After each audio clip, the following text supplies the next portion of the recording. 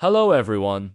Today, I'll show you how to save scenes, switch between them, and set up scene loop using the Colorlight Universe Series Video Splicing Processor's web interface.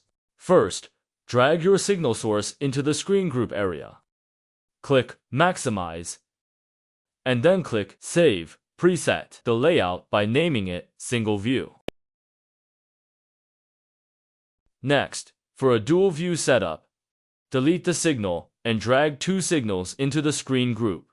Use the window settings to adjust screens, positions, and sizes. And finally save this configuration as dual view. To ensure smooth transitions between scenes, activate the fade feature, where you can adjust the duration slider from 0 to 3 seconds for your preferred transition speed. Once your scenes are saved, head to Preset Settings where you'll find options to rename, update, or delete existing scenes. When switching layouts, just click Close to instantly apply it.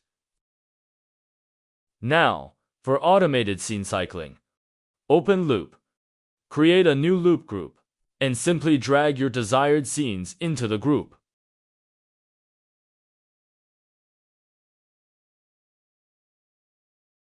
Once everything is set, click Start and watch your scenes cycle seamlessly. When you're done, a single click on Stop ends the sequence. And that's it. With these steps, you've mastered dynamic scene management on the Colorlight Universe processor. Thanks for your watching.